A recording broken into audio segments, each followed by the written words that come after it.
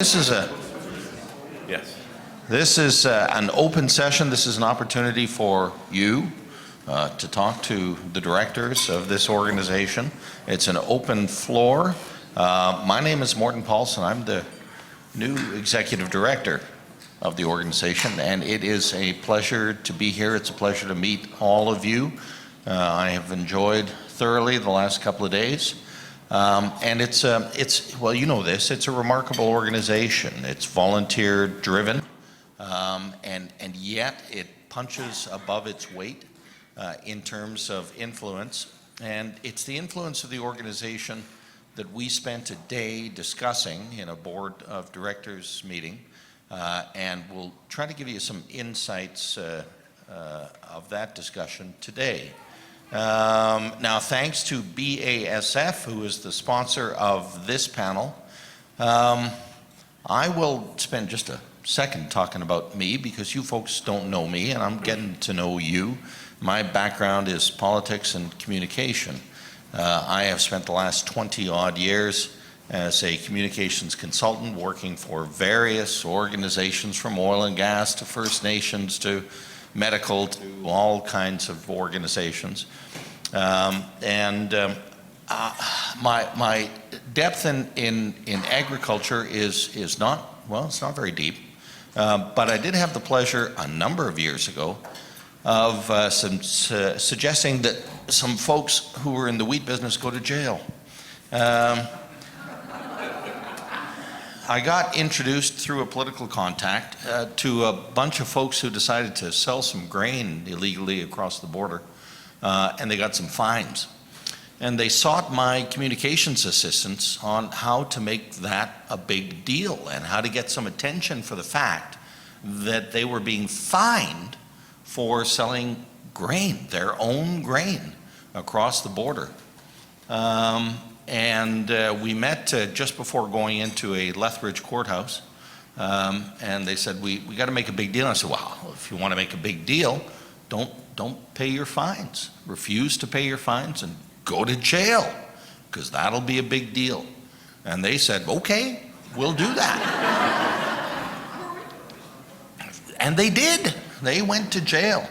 We leveraged that incredibly brave decision into significant international media, and you all know where the story went from there. And I still keep in touch with Ness and Strankman and some of those brave folks.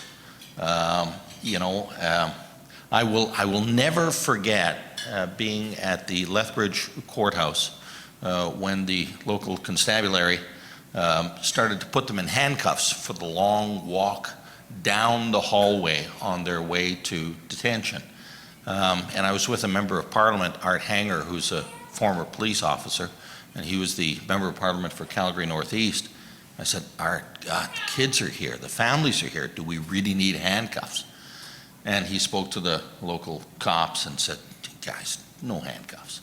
So they took the handcuffs off, so the kids didn't have to see that. But what unbelievable bravery, and I know that's an important part of your history, but it's worth remembering because what those guys did was remarkable, and that's one of the highlights of my career. Other stuff I've done, I co-managed the 2008 listeriosis crisis response for Maple Leaf Foods. That was difficult because 24 people died, and when 24 people die, well, that's a big deal.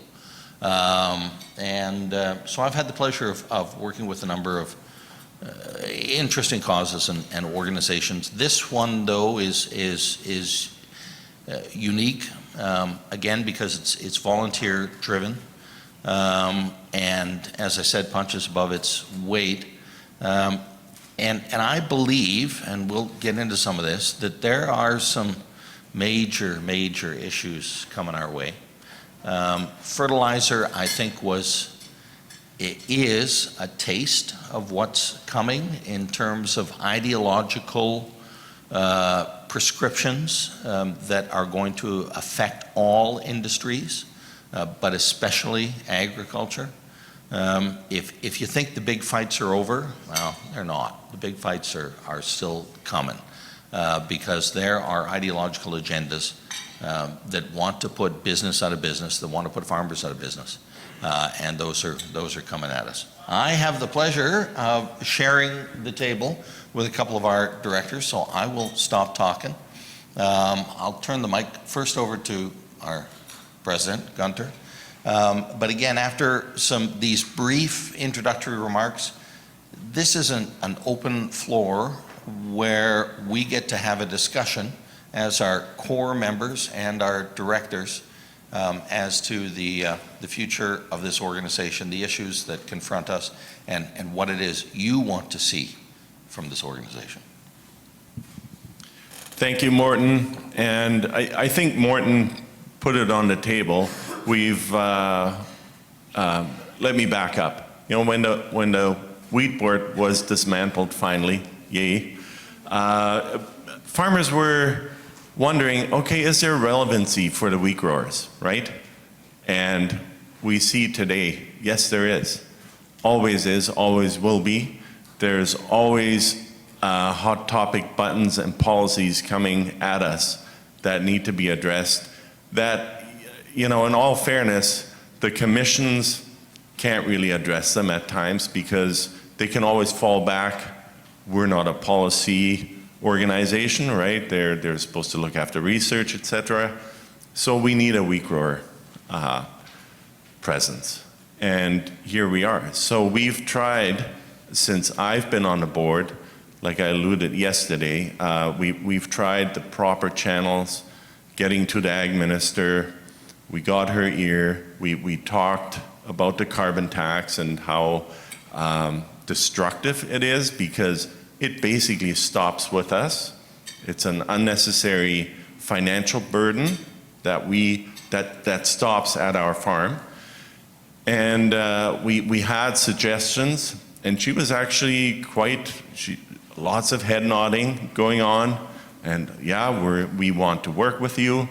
Had another meeting, and she was more subdued in her enthusiasm, and then the last 4 years, nothing, right? Complete silence. And she's shut out a lot of other ag groups as well. And so now with Morten back on staff, we have some ideas as to how we want to go forward. And we also want to hear from you if you have any ideas, any thoughts, how we should proceed. And but I think the future is pretty bright for the wheat growers in what we have planned going forward. Our financials look excellent thanks to the work of Norm and our sponsors, many of who are here. Thank you very much. And so, yeah, I don't want to ramble on too much. Thanks, Gunter. You know, I will. We've got a couple of microphones, and again, this is an open forum, so feel free to go to the mic to offer your opinions or ask questions. I'll talk a little bit about a long discussion that we had at the board of directors meeting at the first day here, and that was about the future. That was about the path forward for the organization and what we need to do. And I made the uncomfortable point at that meeting that we don't matter.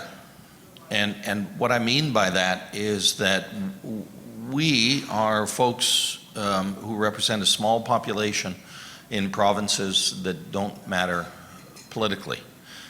So in terms of moving a issues agenda forward, especially with the federal government, oh boy, we're up against it because the federal government doesn't care what farmers in Alberta, Saskatchewan, and Manitoba think.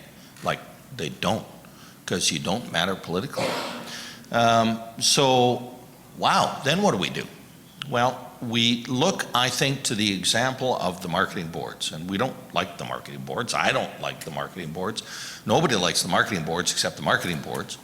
The milk and the eggs people, However, they have been remarkably successful in keeping their status quo and moving the political agenda. I mean, we've had liberal governments, we've had conservative governments, we've had liberal governments again, and we've had who knows how many studies and reports saying that Canadians are paying way too much for their eggs and their milk and their dairy products, but it doesn't matter because those guys have unbelievable political power. Why? Well, they represent a few thousand votes in a few dozen ridings that can represent a swing for one government or another. And that's where they get their power from. And it's remarkable power. So, do we matter politically, electorally? No. Do we have the ability, however, to tell a story and to influence an audience that does matter? You bet.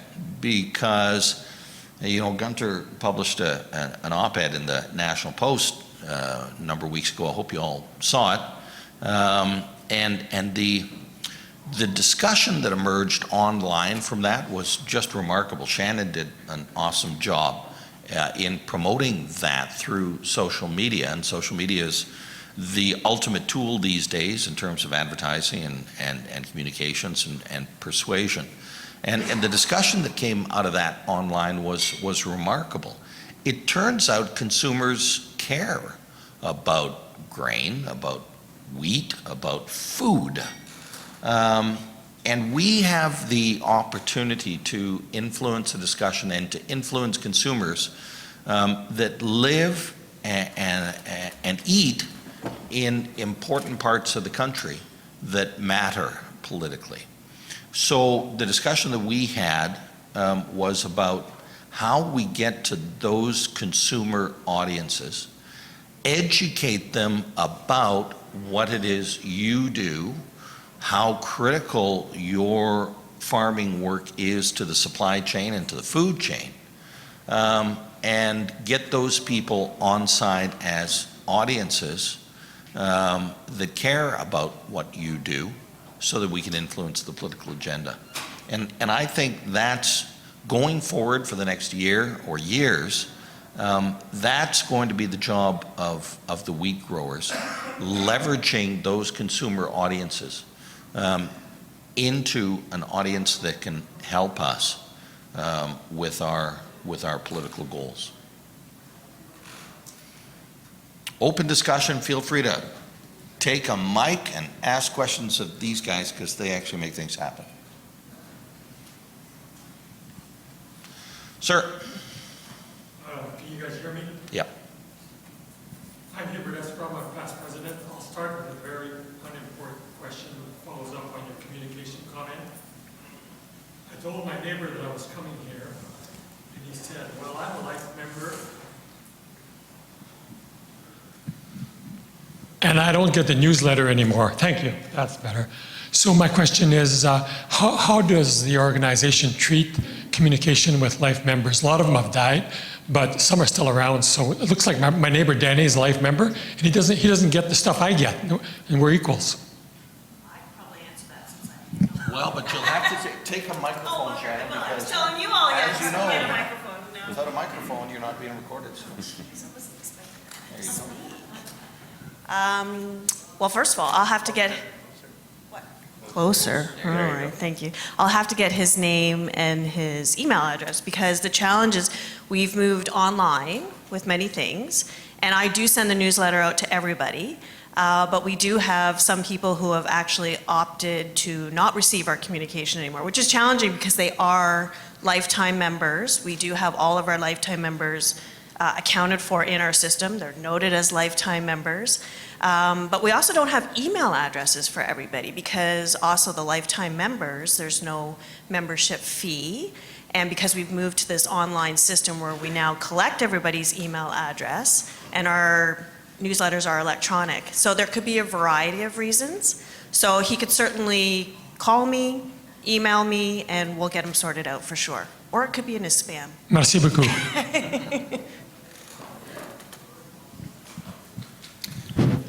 Hello, Jared Gust from Davidson.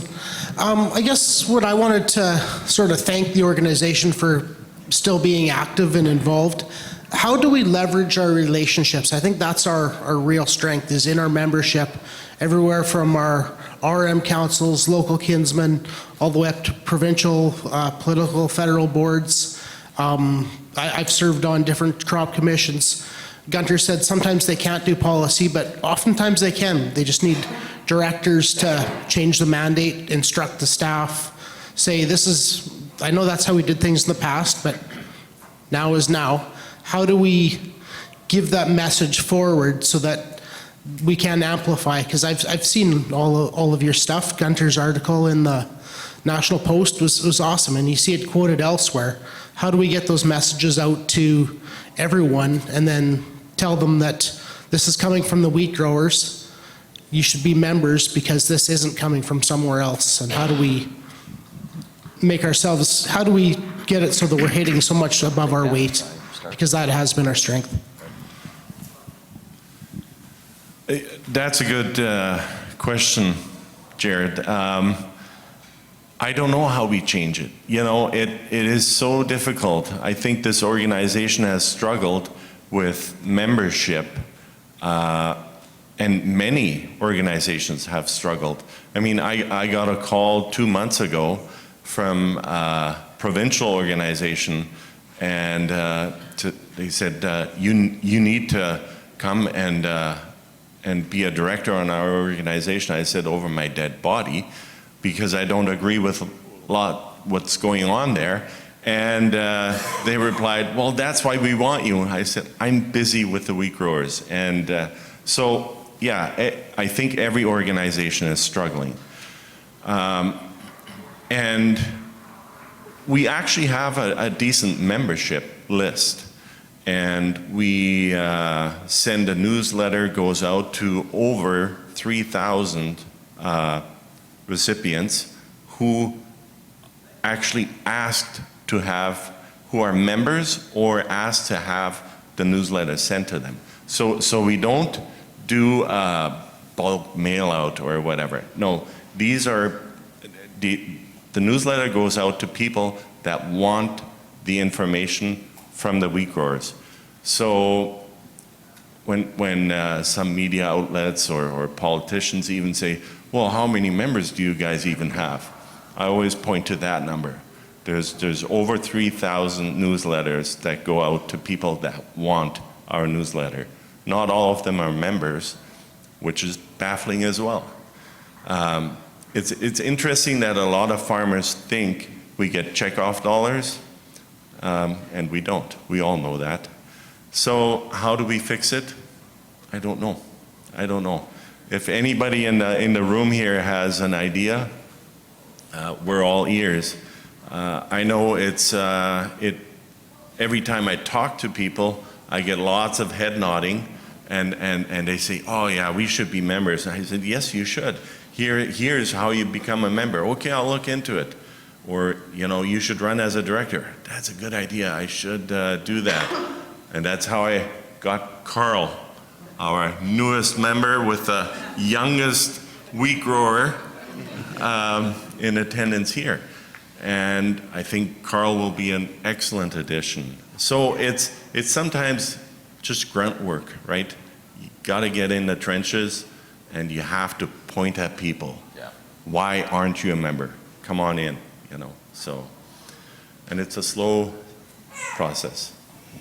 Yeah, no, I think that's right. I think there are two answers to the question you asked. How do we leverage personal connections?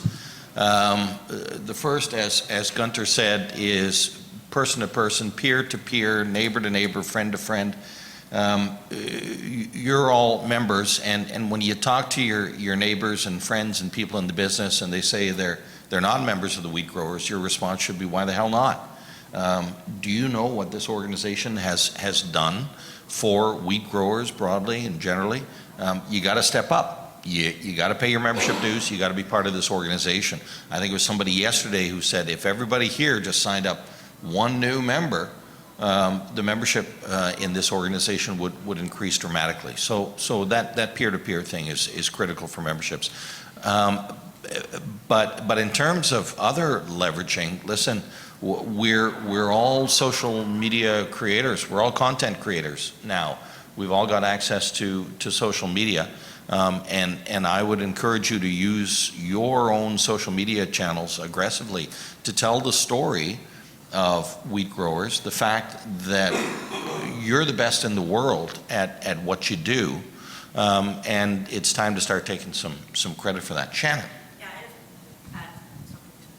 again, I wasn't planning to speak, but but I don't think it's all bad, because I think the things that we've been doing, particularly with the op-ed and kind of the increase of our presence on social media, fighting what these issues are, trying some new things like that paid campaign, we've actually seen some forward momentum. So just even since August, 9 new members, like that weren't members before. So to me, I get really encouraged by that. So it is promising. It's just doing more of those things. And then in addition, we've been working with some of our sponsors to provide some extra value add for our members. So what is it that we can do? Because for me, the challenge is we're doing this work on behalf of everybody no matter what. Like, we're advocating for you and your farm. So for the non-member, they see us providing all of this work. So then why should I be a member, right? Because you're already doing it for me. So to me, it's also providing that value add. So we've had TELUS step up with a really good business bundle offer, right? We had MNP provide a special complimentary pass to their session that was in Red Deer just a couple days ago, right? So it's also providing those. We've got the health insurance. We actually have some members that stay with us. I mean, they're interested in what we're doing. Back to the newsletter rate, yes, it's over 3,300 with an open rate of 40%, which is phenomenal. So it's not only people are receiving it, but they're engaged and reading it. But it's also providing those extra value services and value for our sponsors as well. Yeah, and I think that's all awesome. And that's sort of what I was trying to get to was, as Alana Cook, who's a mentor of many of us, says, like, we're represented by those that show up. So I think just encouraging everyone that's here to show up and volunteer for things, put your name forward on things, and wheat grower membership is a 1 day per diem on most of these commissions, so get them all. Question over there. Hello. Shannon actually answered one of my questions, which is what was the open rate if you have 3,000 people who are getting the newsletter? Who's going to open? So, what's the actual interaction rate? So thank you.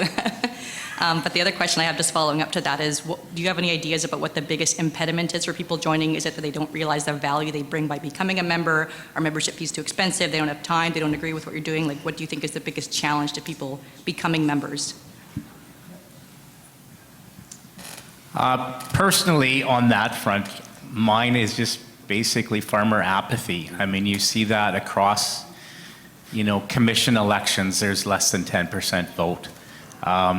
And that's just how it is. I mean, I have talked to farmers that, they would move heaven and earth to save $5 on a ton of fertilizer, but my God, $300 for an annual membership is just out of this world. So it's a work in progress. And as far as membership, I think really the best driver would be either coming from you people hitting a neighbor, or if you're not comfortable with that, send a name in, and one of us can phone and see if we can close the deal. Hi. Hello. I think directors can ask questions, but before I ask my question, we do have a membership committee that I chair, and I would love to get more members on that committee. So if you are interested in helping out, come find me before the end of the day and you can join our little committee. It's pretty chill. We meet once a month, if that, and we just talk. We're going to be building out a membership strategy and working on some of those tactics. So plug there. But I know Sherilyn mentioned it in the panel, and I'm not sure if everybody picked it up, but some of the wheat growers directors will be heading to Ottawa in 2 weeks to lobby. I guess from Gunter and Jim's perspective, what are some of our top things that the wheat growers will be going to Ottawa to really lobby on?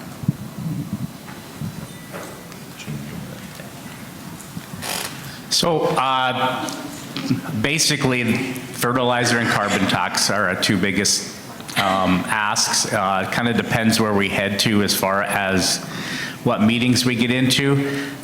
Transportation is always a big one, transportation infrastructure. So you don't get very much time in those meetings, and if you get a half an hour and you spend 15 minutes wasting their time with introductions, we don't really do that. We usually get right to the point. And, but like you say, you can't get into too many massively in-depth conversations in a 20-minute time span. And I mean, that's Ottawa. When you walk out the door, there's 2 other groups waiting to go in. So we'll get our points across, and we'll try to get where I think we're going to focus a little bit on staff this time, of like deputy ministers and stuff like that, because this current government, they could put a mannequin in those chairs because they're not running the show. It's the guys behind them. So that's going to be our focus. Like I said, I've been to Ottawa a couple times before the pandemic, and as was alluded earlier today, that the Senate actually plays a role, and we did meet at that time with senators, and it was interesting because we did get feedback from them, and then other invitations to do to have another chance to present our point of view. So yeah, even though the Senate, you could argue, is not very effective, it does get your point out there. So hopefully we'll get to see a couple of senators as well. And, you know, part of these efforts is just constant education. You know, it is remarkable how little the general public knows about where food comes from, and you know this, and the supply chain. The ignorance out there is remarkable, and it's the same on Parliament Hill. You know, the fact that the Liberals can float a balloon about cutting fertilizer by 30% without there being some grave consequences to the food supply chain is unbelievable, but it's true. They don't make the connection. So part of the work of our organization is just helping the policymakers understand the simple connection between cutting fertilizer and food going away. And that's a message, unfortunately, we have to keep telling and telling. Donald Orchard, Manitoba, BC. With apologies exposing my fixation on carbon dioxide. But right now the federal government's focus is entirely on carbon dioxide as the enemy of the world. They are going to, if their current policy focus is allowed to continue, they're going to spend billions of dollars supporting carbon sequestration schemes, some of which are simply designed to milk the taxpayer. They will never benefit carbon sequestration. As an organization, the Wheat Growers, in my opinion, is probably the #1 carbon dioxide sequestering organization in Canada. I've traveled Saskatchewan for 50 years, and I've seen the transition from one crop summer fallow to continuous cropping, which is driven by direct seeding, or what used to be called zero-till. That #1 effort has sequestered more carbon dioxide on behalf of Canada than probably any other industry in that time period. Every year when we export 50 million tons of grain, we have sequestered, I don't know how many, hundreds of thousands of tons of carbon dioxide. Maybe we should be thinking of and it might border on, I'm unfortunately saying, a disinformation campaign, where we are the champions of the new environment because we are sequestering carbon dioxide more than any other industry in Canada. And we get no recognition for it, and we never will out of the current government. They've already rejected, you know, carbon sequestering by minimum till or zero till. They've already said, well, that doesn't matter. But I think that there is an opportunity for linking food production to the mother that goes to the grocery store, that you're benefiting the environment because you've just sequestered a whole bunch of carbon dioxide, which, quote unquote, is the political evil of the day. And I'm not certain we're taking advantage of our sequestering record and the future of sequestering in agriculture that we represent. Yeah, thanks, Don. You know, the wheat growers, when the carbon tax came in, we had one of our members, Fraser McPhee, he did a ton of calculating, and he has staggering numbers as far as how much carbon we sequester every year. And it's a ton of grain is approximately a ton of carbon sequestered, and it gets shipped offshore. So we tie it up in a kernel of grain, and it leaves Canada. So we've done our part. And then the consumer, whoever it is, and including us, we're all consumers here of grain, so we're the ones releasing it. But the problem with a national inventory report, that's the mechanism that accounts for all the carbon dioxide released and sequestered, is a very flawed document. And one of the biggest flaws is that they state right in that report that it's only about 50-50 accurate, right? So, and I think the government is finally realizing that they don't have, never mind good data, they don't have any data. The data in there is very flawed. They have no way of measuring a baseline, and so that's why they're backing off and calling a lot of these goals voluntary on the fertilizer emission. And I think a lot of that is attributed to the wheat growers' efforts in relentlessly pointing that out. Like, you're probably sick of my president's letters in the newsletter continuously talking about fertilizer and carbon tax. But, you know, we get media feedback and calls from media, oh, you said this in here. And so we do a little interview, and then finally it gets to Ottawa, and they do hear us, and they are worried, they are afraid. Because we even have scientists who say, yeah, we can't really measure it. And we can measure it, but then it changes when the weather changes. It's different in Graysville, what's emitted versus where I farm versus where Jared farms, right? And so slowly but surely, we're pointing out all those flaws. But also, half the consumers, or half the voters, I should say, if you go on social media, there's a ton of people who go, yeah, we're in a climate crisis, right? It's crazy. We're all going to burn up, and we need to do something. But they don't want to do anything, right? I mean, the Ford F-150 is the #1 selling truck. It's kind of bizarre. So that the very people who are saying, oh yeah, we need to do something, don't really do anything. So yeah, we just got to keep at it, and we will. At the same time, we can't forget our core issues, like Jim mentioned, and Morten, transportation, you know, and stuff that really affects our farm at home. So.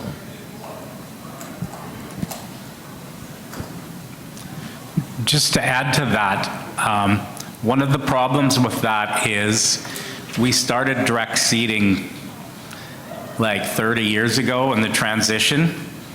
That's not recognized. No. So they've taken a point of not that long ago and they want to know what the change is from 2017 to now. The bureaucracy right now, it's more about social engineering than it is governing. And So we had a meeting with the Deputy Minister of Environment and her staff, and was doing a presentation. And we were talking about diesel exhaust fluid that we all know is DEF. It's in everything. I mean, there's probably $40,000 worth of emissions on every engine on your farm right now. And they had no idea what. They stopped in the middle. What are you talking about? They had no idea that that was a federally mandated additive. And we're like, you made us put it on there. These things run 3 weeks of the year and they get parked. And they're 40 grand worth of components on there that is the #1 cause of every service call that pretty much everybody has here is an emissions code that comes up. So those are the issues that we're bumping our heads against. Is we have a very focused social engineering group that's running the show. We got time for one more question? Thank you. My name's Elizabeth Roberts. Can you hear me? Yeah. And my husband and I farm, and our adult children farm near Cereal or Oyen, Alberta. And I'd like to commend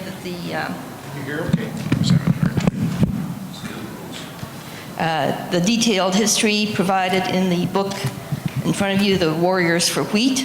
It's a very interesting read. And on page 73, my interest was especially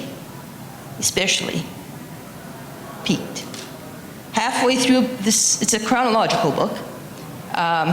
Chair Mike Bass in March 2009 in an appearance before the House of Commons Standing Committee on Agriculture said, and I quote, "We are in need of varieties to help control insect problems such as midge and sawfly," end quote. So I agree with that. We farm in a hot spot for sawflies, and I'm not just speaking about our farm, but I'm speaking in a fairly large area around our farm. Lillian wheat, with its solid stem, was very good at withstanding sawfly. Lillian wheat seed is no longer available from Secan growers. Secan holds the rights to Lillian. So then I wrote an email to Secan, and in part I said, we have an extreme wheat stem sawfly issue. I'm trying to find a source of wheat seed resistant to wheat stem sawfly. And I received an email back from Trent Whitting, whose title is Alberta BC Marketing Rep and Parent Seed Coordinator West, Secan. And this is his email. Hi, Elizabeth. Unfortunately, there are no truly resistant CWRS varieties. There are a few varieties that have semi-solid stems, not fully solid like you see in some of the solid stem durums, that reduce the cutting damage, but none currently available in our lineup. Dr. Richard Cutbirth, wheat breeder at Agriculture Canada at Swift, has a number of new lines in test, but the earliest they would be in the market would be 2026 or 27, I think. I'd suggest reaching out to FP Genetics, Cantera Seed, Alliance Seed Corp, and Nutrien Proven Seed to see what they might have available. End quote. So, of course, I contacted and reached out. FP Genetics has adamant wheat. We personally have grown, but we have seen very little difference in terms of sawfly damage between adamant and other varieties such as Utmost, Viewfield, and Starbuck. Shelley Barkley of Alberta Ag said that adamant is not truly sawfly resistant. Cantera Seeds does not have a sawfly resistant variety. Nutrien has Hughes wheat, which is not a true solid stem.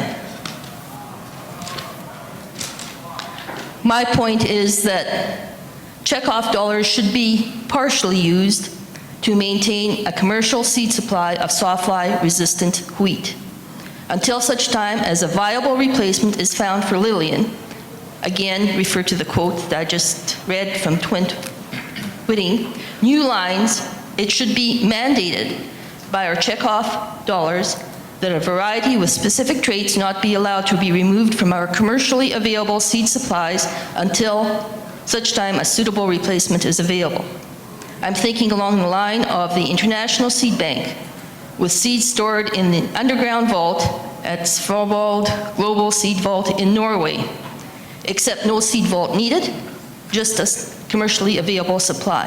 Are you able to do anything in this regard in terms of checkoff dollars and our wheat commissions? Well, we can't really force anybody to do anything, but we have discussed this. I've discussed it with a number of the board, because he brought this up to me a couple days ago. And what we are going to do, and we've already agreed, we're going to be sending some letters to a bunch of stuff, and we've got our ex-grain commissioner sitting over there, and maybe his signature on the bottom might move things a little bit more, might not, I don't know. But we've agreed to send letters, so we will be, that's about the most we can do, and we'll keep it on the forefront if we can, and it is an important thing to have. I remember back just before the board decided to fold up, we remember the varieties that used to come from North Dakota and have to be listed as feed until they crossed the border, and magically they became $10 wheat again. So we hear you, and we will be sending letters.